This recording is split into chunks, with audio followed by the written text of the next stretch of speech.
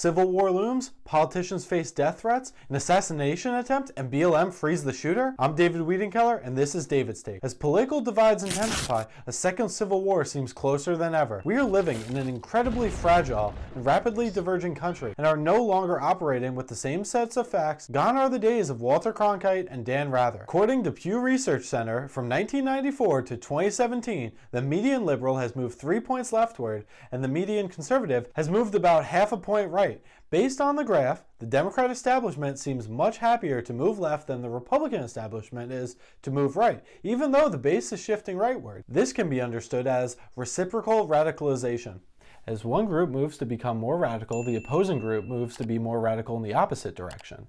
So much so that they're willing to use violence to push their political goals, and threats toward politicians reach record levels. According to the Capitol Police Inspector General's April report of 2021, in 2017 there were 171 threat cases, and in 2020 that number had risen to 586.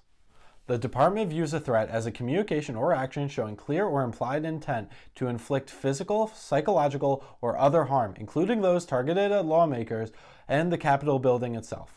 Have there always been this many threats? And only now, with the expansion of mass surveillance and advancements in AI, the ability to screen through more online content than ever before is finding otherwise missed threats. Or, and this is probably the more likely but unfortunate reality, there are simply more threats because we as a nation and a people are much more divided and radicalized than ever before. It would seem so as politicians spend on security at record levels. A story from the New York Post outlines how Representative Ayanna Pressley has sought over $50,000 of security in just the second half of 2021. And this is just one member of Congress, albeit a very outspoken and radical one, but this is just one of thousands of politicians countrywide that are using a fortune in taxpayer funds. I need the taxpayers' money to save me from the taxpayers. And one representative sees this security as crucial if we are headed towards civil war, because Representative Adam Kinzinger warns of targeted assassinations if civil war breaks out. A civil war isn't what it was in the 19th century. It's going to be armed groups, targeted assassination, violence. We're identifying now by our race, by our ethnic group. This was from February 10th on The View, and he was dead on because a Democratic mayoral candidate survives assassination attempt. On February 14th, like clockwork, there was an assassination attempt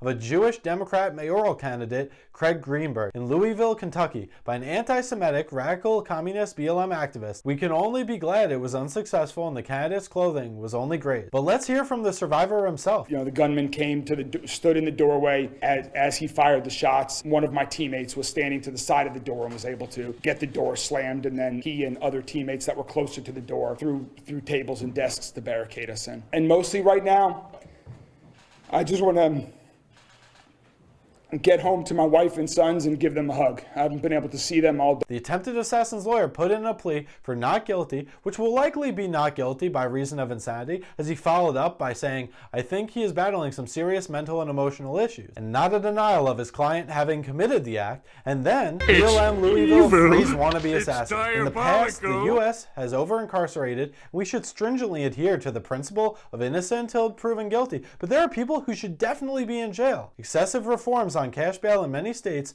lead to lack of incarceration. So we went from too much to not enough. Sometimes bail should not be offered and remand is required. And this is one of those cases. An attempted assassination, mental health issues. Neither the suspect or his lawyer said he did not do it. The contention, "you got the wrong guy," wasn't even made. Plus, the suspect went missing for nearly 2 weeks at the end of June. A person with a habit of disappearing seems like they would be a risk to not show up in court, as cash bail can be destructive to poor people. Putting violent, mentally ill criminals back on the streets is not compassionate to them or to the people who will now be at risk by their predisposition to violence. And we have seen this time and time again with career criminals being freed on little to no bail to continue to terrorize the public.